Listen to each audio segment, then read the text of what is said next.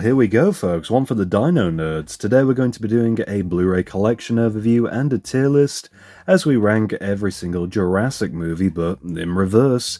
And this includes the latest offering, Jurassic World Rebirth. And these films have their highs and lows, to put things politely, but to the surprise of many, they are still profitable. And as someone who grew up with an alarming obsession with dinosaurs, yeah, I'll keep watching these movies. Starting off with Jurassic World Rebirth, a generic title for a generic sequel. From director Gareth Edwards, I will say it's much better than the last two films. It feels less chaotic and more character-focused. And with a completely new cast, Scarlett Johansson is an entertaining lead. Rupert Friend should really consider changing his name to Rupert Fiend at this point, playing a role that once again aligns to a villainous cause, and he's really good at that in this film. Likewise, Jonathan Bailey as Dr. Henry Loomis, another character I really liked, and it was great to see how he portrayed such a genuine fascination with seeing the dinosaurs up close and personal. But in terms of story, this time it's all about money. What a shock. Dinosaurs have been let loose on the world following the events of the film Dominion, but are only thriving around concentrated areas by the equator.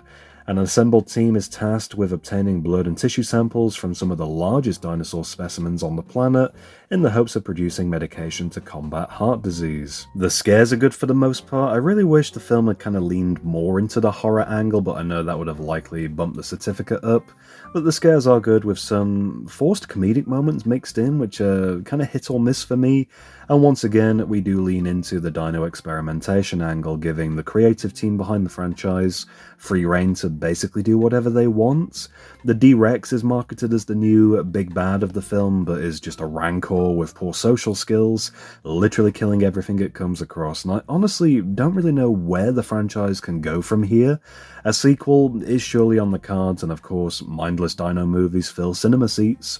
It feels like they've really restricted themselves once again, however, recycling the same themes over and over, and at this point, I'm basically expecting something completely ludicrous like dinosaurs in space, or time travel, maybe sending all the dinosaurs back to the past? What a twist, humanity made the dinosaurs, then deported them all. Oh, I'm sure there's some level of satire we can pull from that, but overall, not a bad film. It's a mid-tier viewing experience, but overall very enjoyable for what it is. Colin Trevorrow's Jurassic World trilogy has its ups and downs, but Dominion feels like an unintentional comedic assault on the beloved franchise. A film that's just far too long for its own good, which still received an extended cut, which I think is unbelievable. Just a convoluted mess. Dinos are finally loose across the globe. This should be chaos, but instead we get locusts. Giant, corporate, mutant locusts. I'd say this film just feels bloated, as though two ideas were smashed together that really shouldn't have any overlap, and the main plot sees Owen and Claire raise the cloned child Maisie from the last film in secret. She's then kidnapped by the evil cloning corporation Biosyn, leading into an espionage plot that brings the original trio back together, Alan Grant, Ellie Sattler, and of course Ian Malcolm, and their plan is to expose Biosyn for the corporate evil that it is, which becomes a laughable plea for whether clones should have moral rights as living creatures. Kind of ironic considering the locusts were brutally annihilated to protect the world's food supply. Overall, this is a very silly film in my opinion, and this is most definitely going at the bottom of the tier list. Fallen Kingdom has a few decent ideas and is set a couple of years after the first Jurassic World film, where Isla Nublar's volcano is erupting, threatening an extinction event that'll wipe out all the dinosaurs. Again. Yes.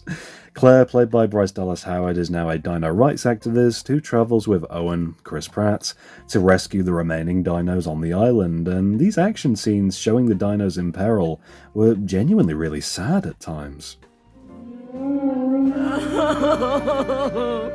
Similar to The Lost World, however, dinosaurs are being captured, but this time auctioned off to arms dealers and other shady villains. And revealing an underground black market of sorts, I genuinely really like this plot idea, especially the big reveal of the Indoraptor, another genetic abomination. and I was intrigued by the retroactive continuity that introduces a new character, Benjamin Lockwood. He's the ex-business partner of John Hammond with a fascination for cloning, and there's a weird twist revealing that his granddaughter Maisie is a clone of his daughter who tragically died, and yes, this plot canonizes human cloning in the franchise. Oh no! I will say the ending feels a little silly where dinos are now free to roam the earth, but the film is decently entertaining for the most part, and I would say it's another mid-tier contribution. Jurassic World revives the franchise after many years of discussing a potential fourth film. Seriously, look up some of the ideas they had before this one. Dino-human-dog hybrids, which were sourced from DNA found in Dennis Nedry's capsule. John Hammond being the most sued man on Earth, yeah. This film was definitely playing it safe, where Jurassic World seized the park of success, which I genuinely really love those scenes, and it's built on the remnants of the original park and obviously now open to the public. But what happens when the attractions become old news? Where do you go from here? Well, this introduces the Indominus Rex, the first sort of dino hybridized sort of creation. And when Fun Aunt Claire invites her nephews to the park, this is when shit hits the fan, where the Indominus Rex escapes its paddock, and trained raptor handler Owen Grady becomes the hero of the story with the help of his raptors, the T-Rex and the Mosasaurus, all of which, in a combined effort, defeat the Indominus. I'd arguably say this film is pure member berries, where a mediocre plot is formed around a somewhat familiar but enjoyable concept. And I feel the idea is interesting enough in terms of the hybridization of dino DNA without going too crazy on the genetic engineering angle, especially like the sequels have done since. But the CGI has aged well for what it is. It's great to see more variety in terms of dinosaur species beyond what we saw in the original trilogy. Otherwise, I feel this film does borrow a lot of ideas from the original film and The Lost World. An escaped dinosaur, the potential for weaponizing dinos for military usage, two kids lost in a park fighting for survival. Yeah, it may have a fresh coat of paint, but to be honest, it's stuff we have seen before.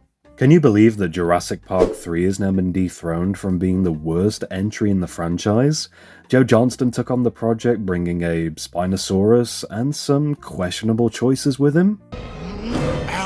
The talking raptor has genuinely become one of my favourite, meme-worthy movie scenes of all time.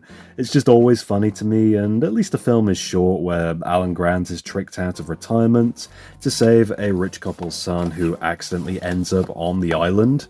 And sadly, the visuals are hit and miss, but comedy-wise, it just feels so out of place. Such an unnecessary amount of shrieking and screeching. Dr. Grant said that's a bad idea! What? I genuinely hate how irresponsibly stupid the side characters are in this film, but with their stupidity we get to see pterodactyls and the Spinosaurus, plus the film paved the way for Jurassic Park-based LEGO sets, with some of these, primitive-looking studio sets looking a bit worse for wear, but then we eventually got some Jurassic World sets, and that turned into a fully fledged LEGO Jurassic theme many years later, so things could have been a lot worse, but sadly this is another bottom tier entry into the franchise. Every time I watch The Lost World, I genuinely enjoy it more and more. It's climbed the ladder, becoming one of my favourite films in the franchise over the years, despite how it was essentially rushed into production. And the success of the original film forced the hand of novelist Michael Crichton to write the Lost World book, which the film is loosely based on, but to be honest, it doesn't really utilize a lot of the concepts in this story. The film borrows some foundations from the book, but otherwise it goes in its own direction. When compared to the book, I feel this more loose adaptation is really for the benefit of trying to create an entertaining follow-up for the on-screen original, and I like the darker tone that the film has, focusing on Ian Malcolm several years after the original park disaster. His girlfriend, Dr. Sarah Harding, is introduced in this film and is one of my favourite characters really in the whole franchise, although maybe I'm biased because of how much I like Julianne Moore as an actress. But her general fascination with documenting the dinos felt so genuine, likewise with her enthusiasm for just studying these creatures. On the flip side of this, I wasn't a big fan of the forced family dynamic, yet again feeling kinda sorta repetitive of the last film, and things got all the more ridiculous with the gymnastics scene, for example, kicking a raptor in the head. Really? Having said that, the villainous story of InGen planning to capture a T-Rex for the San Diego Zoo was kinda fun. Of course, this goes horribly wrong, but is a sequence I do find hilarious, and oddly satisfying, especially when the baby T-Rex featured in the film devours the main villain by the end, karma at its finest.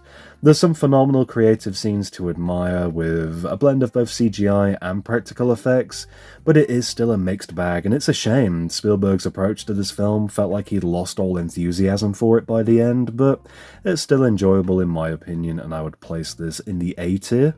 Finally, we have Spielberg's original Jurassic Park film, without question, a masterclass in suspenseful cinema, and what not to do when it comes to cloning extinct animals. Eccentric billionaire John Hammond plans to open the world's first dinosaur theme park.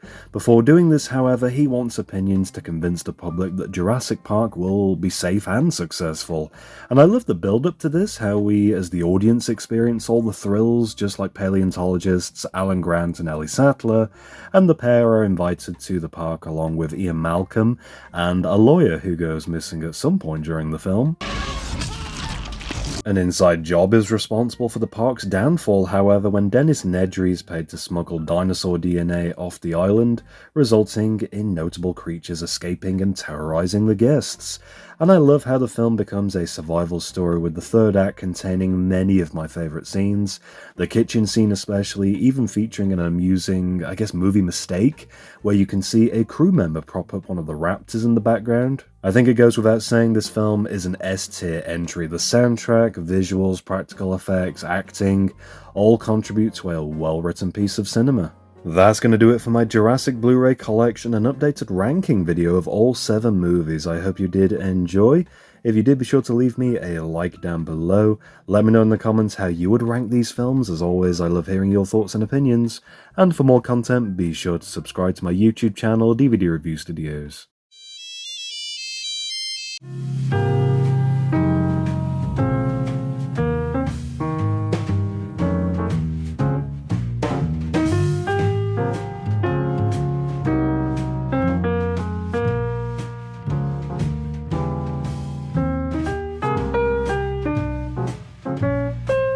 Are you threatening me?